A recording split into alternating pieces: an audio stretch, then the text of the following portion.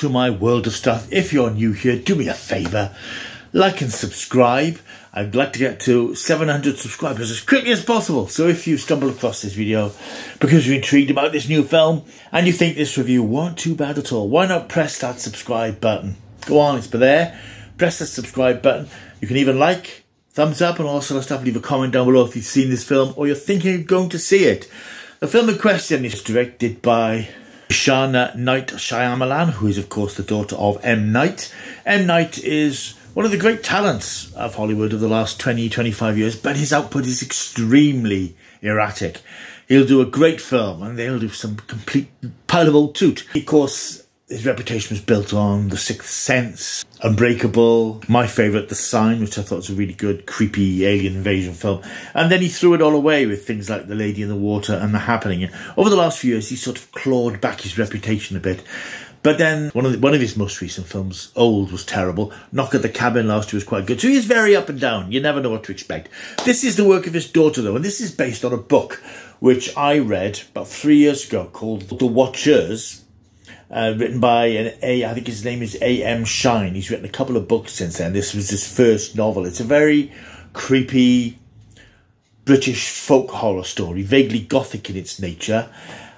As a book, I quite enjoyed it. It was a bit overwritten, I felt, in places, a bit overwrought.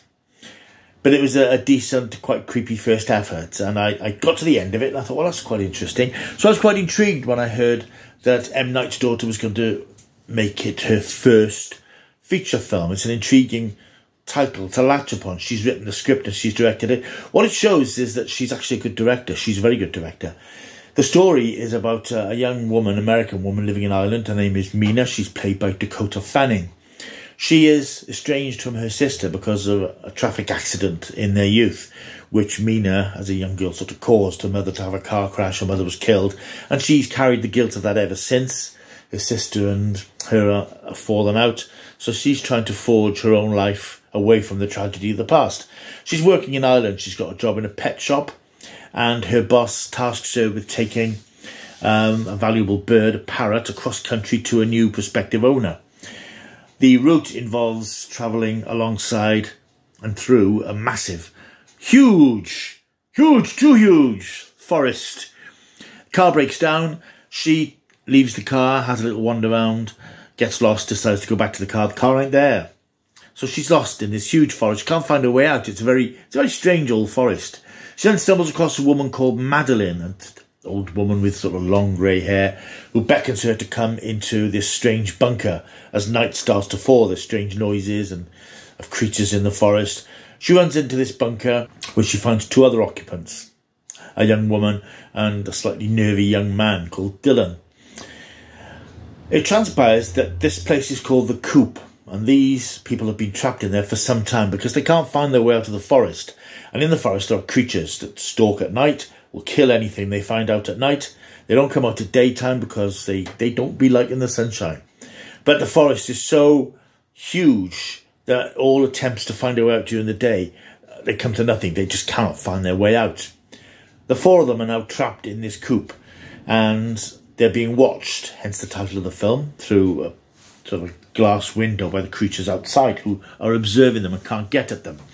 This is the core of the story. This is what it's about, and it sort of becomes a bit of a chamber piece with these four characters trapped in this restricted environment, trying to live together, trying to find a way out, but unable to do so, and not only frustrated by their inability to do so, but also obviously tensions start to mount as the weeks and indeed months wear on. It becomes an impossible and unbearable situation. And eventually they discover that there may be a way out when they discover some information. I'm dancing around the plot points really in case you choose to go and see this film. But eventually they do find a potential way of leaving the forest, but they're going to have to move fast before it gets dark. I'll say no more about the story than that. As I said, I read the book, and the film is pretty faithful to the basic sort of through line of the film. This is what the book is about.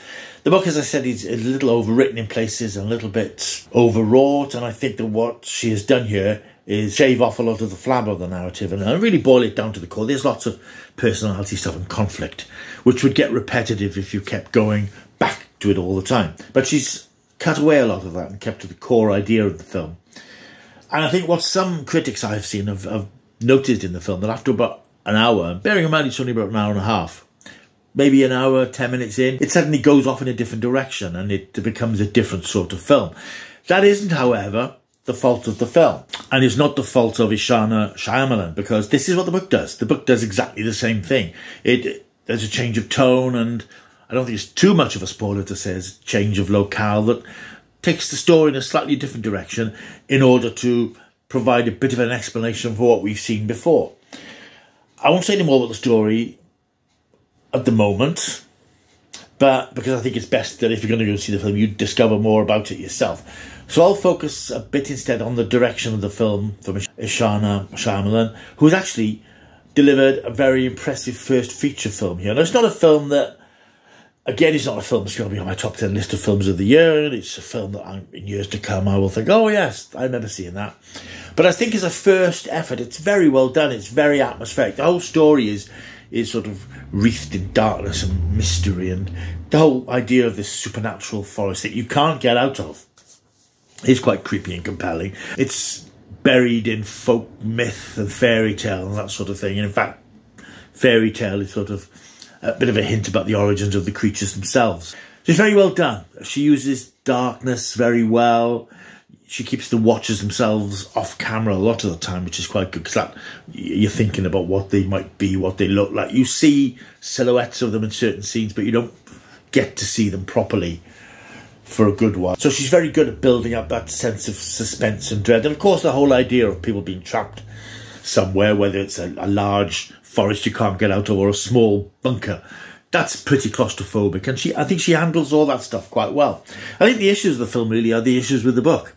That the story is a bit distant and remote. Characters, even Mina, played by Dakota Fanning, not particularly likeable. I mean, obviously Dakota Fanning is a big star, but I can't say she delivers much to this film. She plays it down, whether that was an intentional thing to play this sort of woman who's had a tough childhood and a tough adulthood, but she doesn't sort of burst out of the screen. It's not a film of ups and downs. The tone is very much mystery and darkness. There's no light and shade. There's no humour. It's a sort of a story of entrapment and mystery and supernatural things and places, and I think that's what comes across very well. And I think she handles it very well. She directs the nighttime scenes very well. She does make the forest a character in itself, in that it's threatening and it's ominous and it's all around them all the time. There's no escape from it. And she handles the character dynamics very well. And the revelations that come about later on in the film are also well handled. So all in all, it's a decent first effort. As I say, it's not a film that's going to live long in the memory, but I think in terms of the current sort of string of horror films that we're getting, I think it's got a bit more about it than your First Omens and your Immaculates and things, which left me a bit cold. This, I think, has that vibe about it of folk horror, and I always like those sort of folk horror stories, things like The Wicker Man, of course, which is the epitome of that sort of thing. And this has a slight feel of that. Obviously, it's a much smaller story, a more intimate story of a handful of people, but it deals with, myths of the country and folk horror and those sort of things, which are always appealing. So, yeah, I recommend it if you're looking for something slightly different. It's not overlong. I think if it had been 2 hours plus, it would have worn out its welcome. But it does get on with it. And as I said, the last 20, 25 minutes go off in a different direction, which might wrong-foot you a bit, because you might be not expecting that. But when it comes, it's actually a bit of a relief to have a slight change from the environment that the film has been in most of the time. I won't say any more, however. So anyway, that's out now in cinemas. It's called The Watched. I don't know quite why it's called The Watched here and The Watchers everywhere else in the world.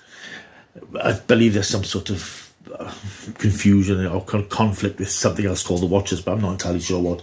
But I would say go and watch The Watched. Haha. You might enjoy it. I'm going to give it 6.5 out of 10. 6.5 out of 10. It's a decent film. It's not, as I say, it's not a classic, but it's an interesting calling card for a new director. And I think new directors have to be encouraged. And I think we have to applaud new directors when they do something at all, let alone something slightly different. And I think this is edgier than a lot of the horror stuff we're getting these days. Since cinemas now, I hope you enjoy it. And if you've enjoyed this, you know what to do. Like and subscribe. Press that subscribe button. That's the main thing. Leave a comment. Let me know what you think of this film if you've seen it. I'm out here now. I will see you soon. Until I do, keep taking this.